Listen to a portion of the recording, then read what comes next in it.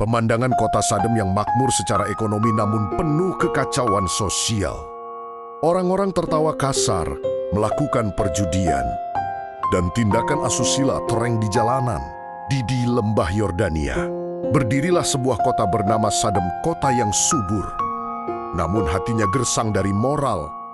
Disinilah Lus'as, keponakan dari Nabi Ibrahim AS, diutus oleh Allah SWT untuk membawa cahaya di tengah kegelapan moral yang paling pekat. Dialog Nabi Lut dengan nada lembut namun tegas. Wahai kaumku, bertakwalah kepada Allah. Mengapa kalian melakukan perbuatan keji yang belum pernah dilakukan oleh seorang pun di dunia ini?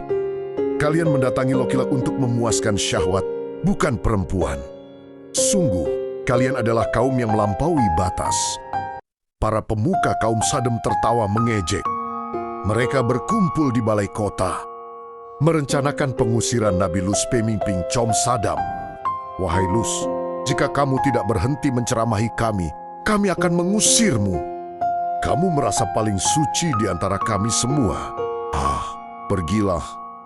Istri Nabi Lut berbisik di balik pintu kepada orang luar. Jangan khawatir, suamiku tidak bisa menghentikan kalian. Jika ada tamu tampan datang ke rumah ini, aku akan memberitahu kalian. Ujian Nabi Lut bukan hanya dari kaumnya, melainkan dari dalam rumahnya sendiri. Istrinya, yang seharusnya menjadi pendamping dakwah, justru berkhianat dan lebih memilih mendukung kemaksiatan kaum Sadem. 3 pemuda yang sangat tampan, malaikat yang menyamar masuki kota Sadem. Nabi Lut melihat mereka dan merasa cemas. Ini adalah hari yang sangat sulit. Jika kaumku melihat tamu-tamu ini, mereka tidak akan membiarkannya selamat. Istri Nabi Lut berlari keluar rumah dan memberi kode kepada penduduk kota. Tak lama kemudian, massa datang mengepung rumah Nabi Lut, berteriak-teriak dan menggedor pintu. Massa, Lut, serahkan tamu-tamumu kepada kami. Nabi Lut membuka pintu sedikit, memohon. Wahai kaumku, janganlah kalian menghinakan aku di depan tamuku. Ini putri-putriku, maksudnya wanita di kaumnya. Mereka lebih suci bagi kalian untuk dinikahi. Menikahlah dengan cara yang halal. Masa, kamu tahu kami tidak menginginkan wanita. Lut, jangan mencoba menghalangi kami. Nabi Lut merasa sangat sedih dan tak berdaya. Tiba-tiba, para tamu tampan itu berdiri dengan tenang. Ruangan dipenuhi cahaya putih. Malaikat Jibril. Wahai Lut, janganlah takut. Sesungguhnya kami adalah Tuhanmu. Mereka sekali tidak akan dapat mengganggumu. Malaikat Jibril menyapukan sayapnya. Dan seketika orang di depan pintu menjadi buta. Mereka marah berdinding dalam kegelapan.